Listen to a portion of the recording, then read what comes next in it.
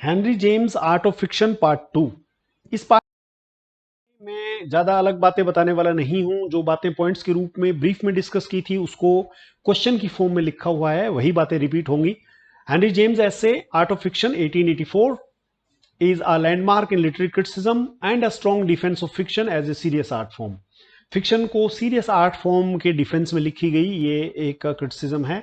और written in response to Walter Besant's prescriptive views, James argues that novels should not be bound by fixed rules or moral restrictions।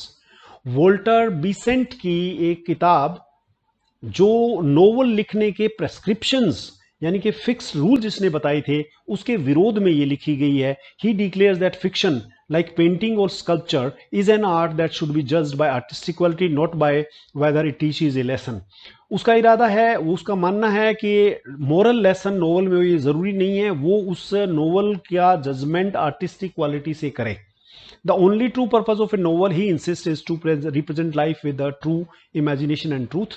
Novel में truth होना चाहिए, imagination होना चाहिए, और उसमें morality है या नहीं है उसका कोई मीनिंग नहीं है। पर्पस ऑफ लाइफ को रिप्रेजेंटेशन अच्छा होना चाहिए। James rejects the idea that certain subjects और characters are unfit for the novel. James इस बात को भी रिजेक्ट करता है कि नोवेल में कुछ अनफिट कैरेक्टर्स हो सकते हैं। For him any topic high और लो, डोमेस्टिक और exotic, can become great fiction if treated with vitality and artistic vision.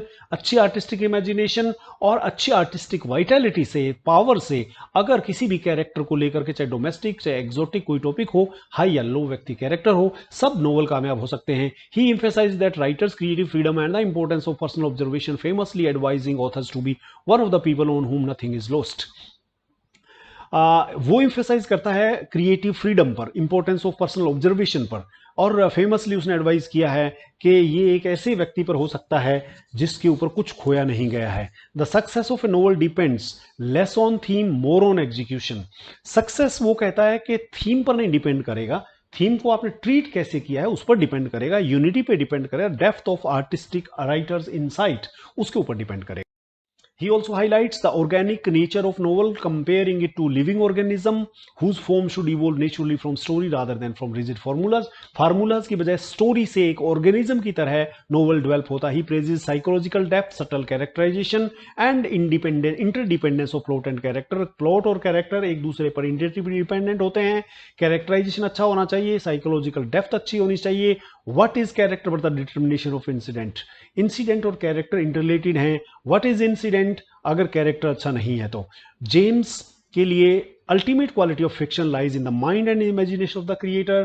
Creator के माइंड में, उसका इमेजिनेशन में उसकी सक्सेस निर्भर करती है, combined with the strong sense of reality. Novel में अगर स्ट्रॉन्ग सेंस ऑफ रियलिटी है तो वो कामयाब होगा ही।